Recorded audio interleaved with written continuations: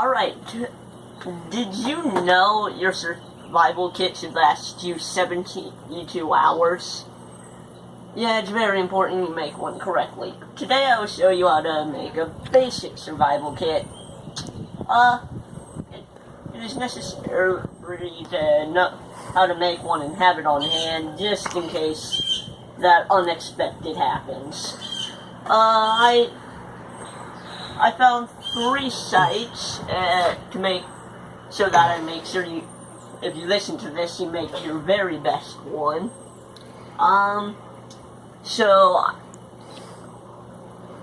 There is Wilderness College, Red Cross, and there was really no site name for the last one, so the URL is http://www.isu.edu/outdoor/survivekit.htm.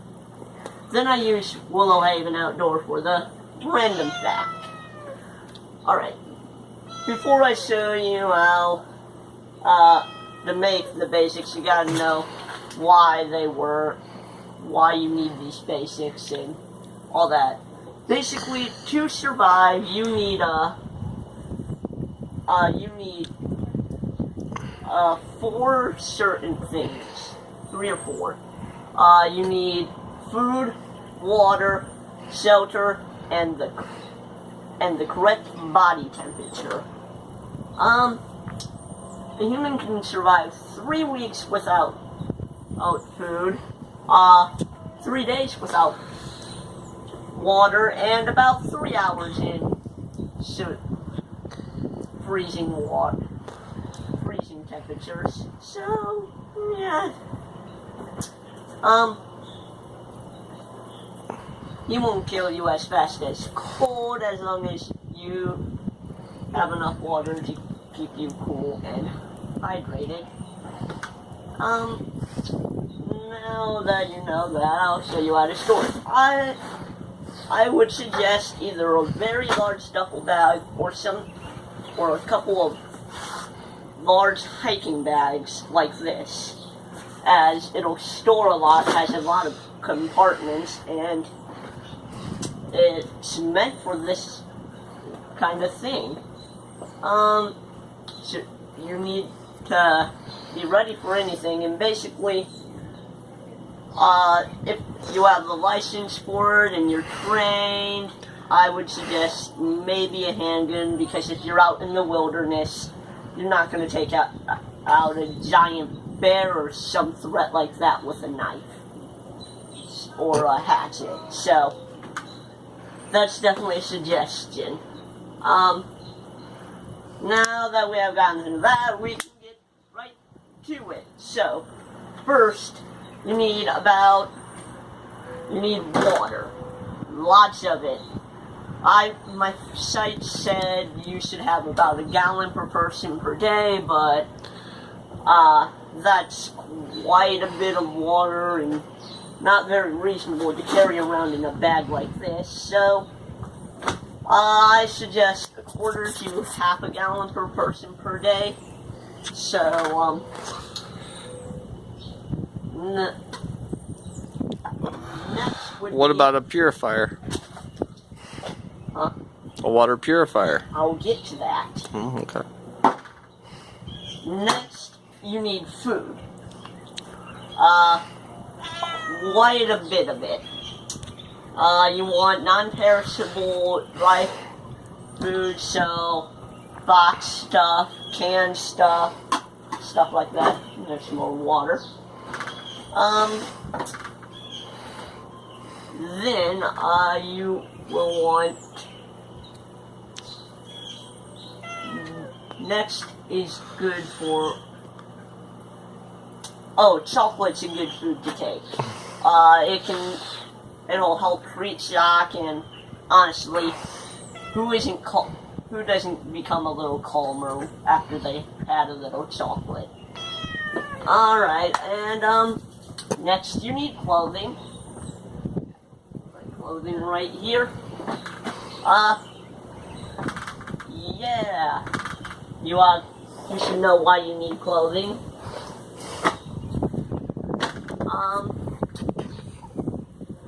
And next you need a whistle, which apparently no one in my family owns one. But, fun fact, three blasts of a whistle, gunshot, directly in a row, that is the worldwide signal for I need help. So definitely have a couple of whistles in your pack, because they will be definitely needed. You want a flashlight. 3 flashes of a flashlight would work the same as a whistle blast. I have a pretty bright one. Small, compact, bright. I believe it runs on AA's. Definitely have batteries in your pack. That's a good thing to have. Next, you'll want multi-purpose tools or pocket knives. So, I got a few different examples. Oh, this one has a really terrible mini flashlight, but I've got a smaller knife and a couple of things on here. This is a smaller knife. This is, I have with a couple other things on a lanyard, and this will be, that's what I take to my Boy Scouts, just in case I need one of these. I have it on the lanyard in my bag at the ready. I have multi-tool. It's got knife, most things that a pocket knife would have. It's also pair of pliers. And then I just have my pocket knife. So there's all that. Next you'll want an emergency blanket. Now, this isn't technically an emergency blanket, but I don't own one of those either. That's another thing I want to get. Emergency blankets, treat for shock, hypothermia, and other stuff like that. And it can be used for a fairly decent shelter if you don't need too large of a one. Next, you'll want a can opener for your canned foods. And even if you have a can opener on your pocket knife, that may break, and this is less likely and honestly probably easier.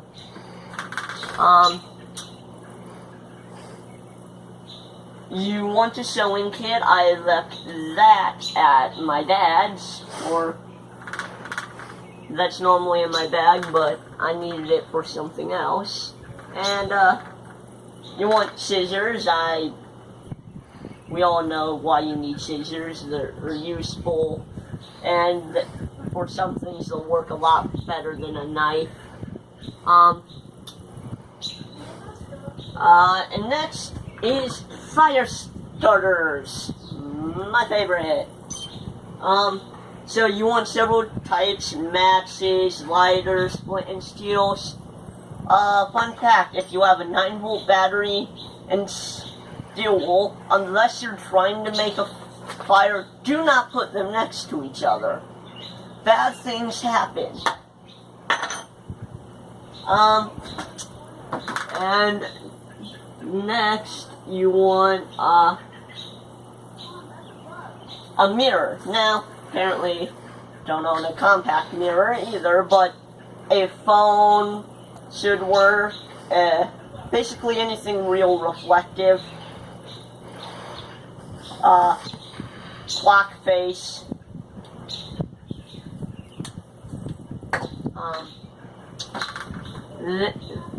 3 flashes will mean help, but if you're in the middle of the ocean and there's a plane overhead, this will definitely work very well, and also you won't need 3 flashes because a flash that gets their attention is all you should need. Now to the first aid portion. Now there's a couple things I don't have.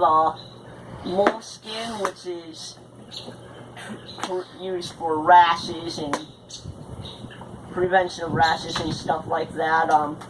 You know, I have my handy dandy cheap first aid kit here, and it's got some gauze, some hand cleansing wipes, some stuff like that. It's got some has a couple packets of Neosporin, but here's some right here. Got your band-aids. The other thing I don't have that you probably should have is first aid tape. Also, I would also bring a roll of gauze and bigger gauze pads. Also, a lot bigger band-aids, not just small ones. But sterile pads are good. Basically, go into a Walmart or go onto Amazon, find a pretty decently priced first aid kit, check what it doesn't have, and if you think of something that would be good for first aid, you probably want it. First aid is very important.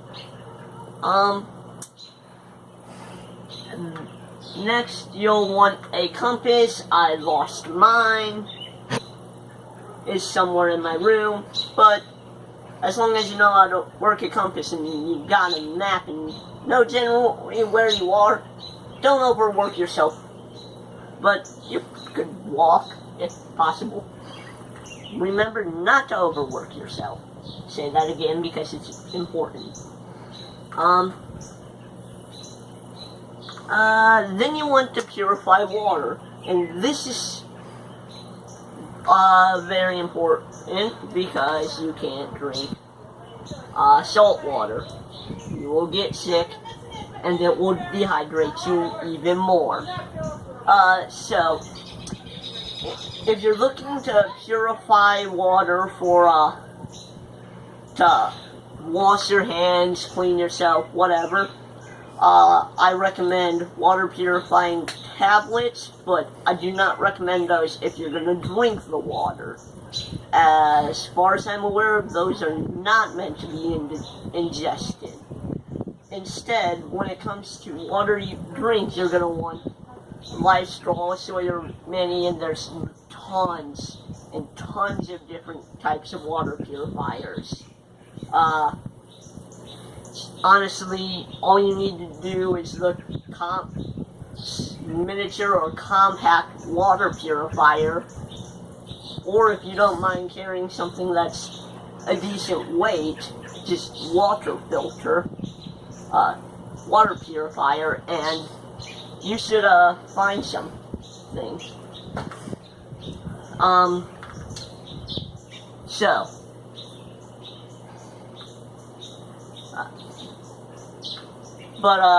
Next, you'll want a knife that isn't a pocket one. Now, this is not the kind I'm talking about.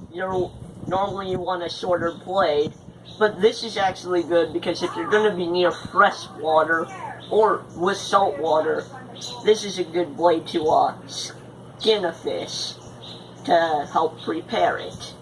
So, this is a nice tool to have.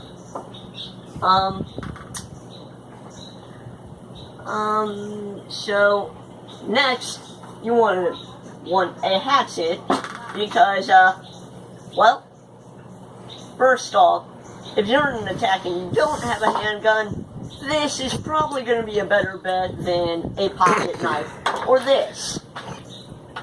Secondly, you're wanting it for wood for a shelter, wood for a fire, stuff like that.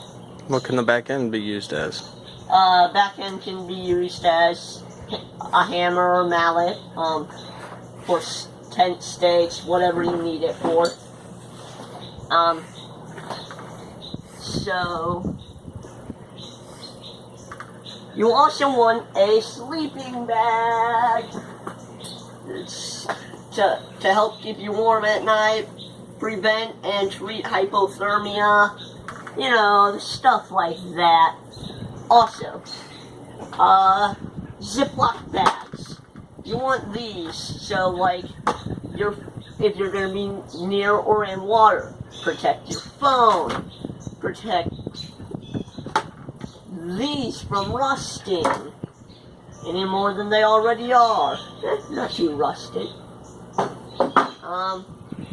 Protect this. Just keep things dry, because wet clothes are typically useless clothes. So that it'll also, some foods you can store it to keep it a little fresher for a little longer. Alright, now that we've gotten through everything you need for a basic one, as I start cleaning up here, let's just talk a little bit about an advanced kit. If you know exactly where you're gonna be, I would basically remove the unnecessary stuff. Like if you're gonna be in a really hot place, you don't need a big, heavy, thick sleeping bag. I would suggest a fairly light one, because while it gets cold in the desert, it doesn't get that cold. But if you're gonna be I don't know, northern Canada, where it's like, where at night it gets to, I don't know, -40, I would suggest, then you're gonna want a really big, thick sleeping bag. You're gonna want lots and lots of clothes. You're gonna want blankets. You're gonna want to keep warm. You're gonna want dry firewood with you, and maybe not necessarily wood, but sticks, dryer lint, because that works as a great fire starter. Cattails, those all work great to help start a fire. Then you slowly add bigger sticks on it until you're able to have a fire hot enough to stay alive until it's able to dry off and start burning the big wet wood from the more than likely tons of snow, if it's constantly -40 there. Yeah, and just when it comes to advanced, you just want to know what you're doing, where you're going to be, and prep for it. Remove the unnecessary, add the necessary. Just know how to prepare the wildlife and things like that around you to survive. And now that you know that, just know the worst thing, absolute worst thing to do in a survival situation is lose hope and panic. If you do the two of those things, you won't survive. You need to keep up your hope. You need to, honestly, I would suggest putting a pack of cards or something small in your bag, just so that to help keep your mind off things, keep everybody's mind off things. Just be ready. Yeah. And know that to limit yourself on the food, because your body will adjust. If it thinks you're starving, it'll adjust your metabolism to the point where you'll end up living off very little. But if you're gonna do that, you need to take it slowly. Don't just stop eating a ton. Yeah, that's about it. Just keep in mind to have the things you need. Oh, bug spray. definitely want bug spray. Other than that, I'm done.